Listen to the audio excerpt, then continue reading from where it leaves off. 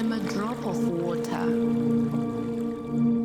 born in the heights of an ancient forest, a never-ending traveler. I carry with me the world's stories, from pure springs to turbulent rivers. I am the liquid memory of the lands I cross. And today, I invite you to follow me to discover my journey, a journey into the heart of the Expos'UM. What water reveals about our environment, our health, our invisible connections. The Expos'UM is the sum of all exposures we experience, from birth to today. Air, soil, water, food, noise, and even stress all shape our health. Water, essential to life, flows at the center of this invisible network. It nourishes, it cleanses, but also it carries. It carries pollutants, microbes, chemicals.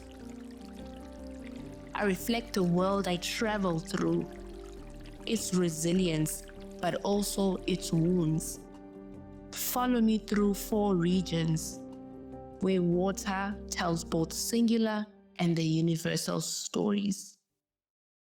I flow through the Eastern Cape, South Africa, where sacred rivers weave through protected lands. But I carry an invisible burden, microplastics. Tiny, silent fragments of human existence, from cities, farms, and landfills upstream. These pollutants drift downstream, contaminating even the most pristine ecosystems. They enter the food chain, in fish, in birds, and in the people who depend on the rivers. The river, once a protected shield, now struggles. But hope lies in the horizon, in awareness, in change, in collective responsibility. To protect the river is to protect ourselves.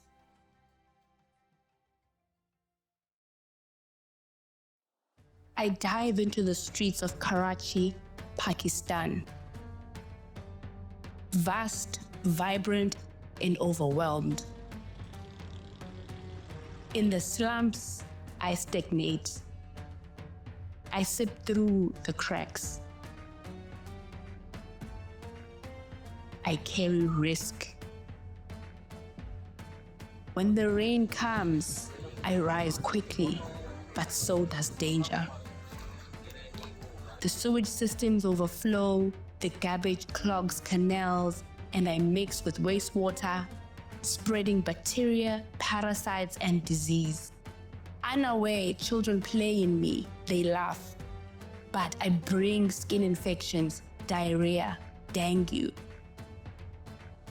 In some neighborhoods, I am filtered, channeled, tamed. However, in others, I am pure chaos. Another burden on those already left behind. Here, water tells a story of broken infrastructure, of unbalanced development, a mirror of inequality. To heal, we must act, not just on health, but on the roots of justice, of planning, and equity.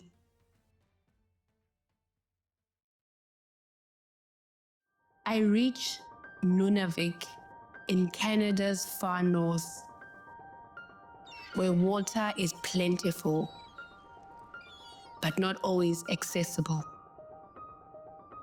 Here, no underground pipes,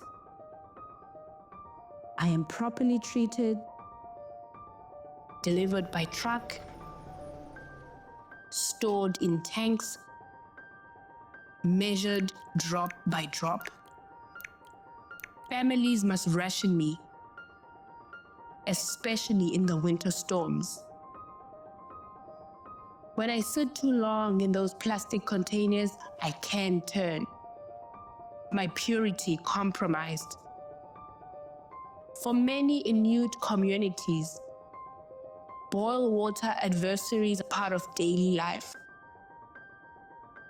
How can this be in a country with the mean consumption of more than 200 liters per capita per day? And yet, I also witnessed resilience, adaptation, strength. Each drop conserved is an act of care, a demonstration of humbleness.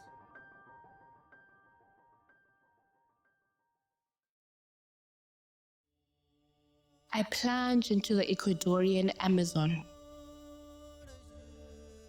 Vast, green, breathing. But now the forest trembles. The hunt for gold is relentless. Trees fall, soils are churned, rivers diverted. I become mucky, heavy with sediments. Miners use mercury to extract gold. This metal seeps into the ground, into fish, into stories. I carry traces of change. Currents slow, life disappears. Biodiversity fades.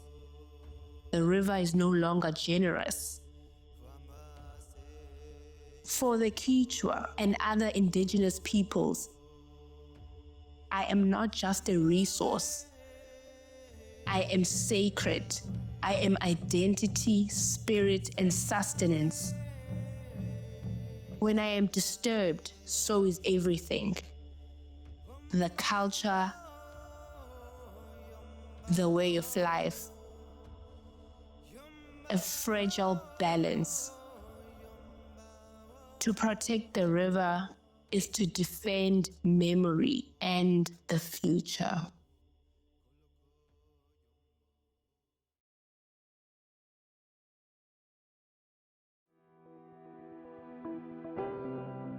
My journey comes to an end, but the story continues.